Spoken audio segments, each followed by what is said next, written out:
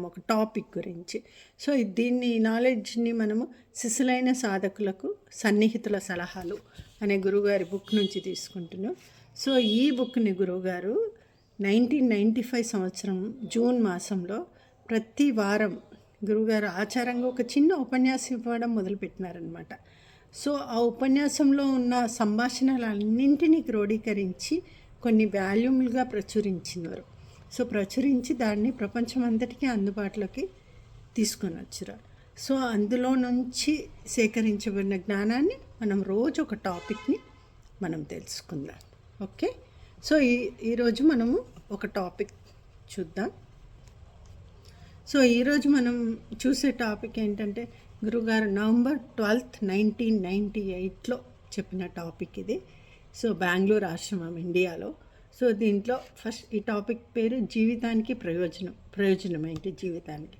So మనం ఈ ప్రపంచంలో సేవకే అంకితం కావాలి అని చెప్తున్నారు. సో నీ జీవితంలో భయం ఉంటే అలాంటి భయం అంకిత భావం లేకపోవడం వల్లనే కలుగుతుంది. నీవు జీవితంలో తిక్కమక్క పడుతున్నావంటే అంకిత భావం లేకపోవడమే దానికి కారణము. కమిట్మెంట్ లేకపోతేనే మనం తిక్కమక్క పడుతూ ఉంటాం. సో నేను సేవ కోసమే ఈ ప్రపంచంలో ఉన్నాను అనే కేవల ఆలోచన ఈ నేను అనేదాన్ని కరిగించేస్తుంది.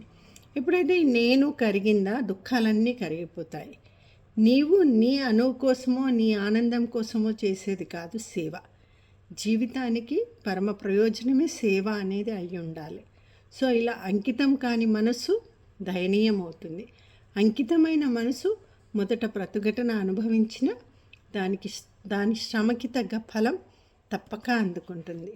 జీవితంలో ఇలాంటి పరమ ప్రయోజనకారి అయిన సేవ నువ్వు మొదలుపెట్టావా, అది నీ భయాలను తొలగిస్తుంది, నీ మనసుకి ఏకాగ్రత ఏర్పరుస్తుంది, ఒక ప్రయోజనం ఏర్పరుస్తుంది, నిష్క్రియతత్వాన్ని నిర్మూలిస్తుంది, దీర్ఘకాలికమైన ఆనందాన్ని ఇస్తుంది. బహుశా తాత్కాలికమైన సమస్యలు అయితే కలగొచ్చు. సో తాత్కాలికంగా సమస్యలు ఉంటాయి, బట్ సేవ చేసినప్పుడు మాత్రం మనకు పర్మనెంట్గా సహాయం అనేది దొరుకుతుంది. ఇంగ్లీష్లో ఒక ప్రొవర్బ్ ఉంది చూడండి, if you do charity at the door it will come with compound interest through the window. Compulsory భగవంతుడు మన సేవకు ప్రతిఫలం ఇస్తారు, but we should not expect భగవంతుడు ఇస్తాడు కదా అని సేవ చేయడం మాత్రం కాదు. You do it. సేవ చేసినప్పుడు ఆటోమేటిక్గా మనకు ఆనందం అనేది ఎక్కువ అవుతూ ఉంటుంది. You just try to do some seva, then you will come to know. Okay, Jai Gurudev.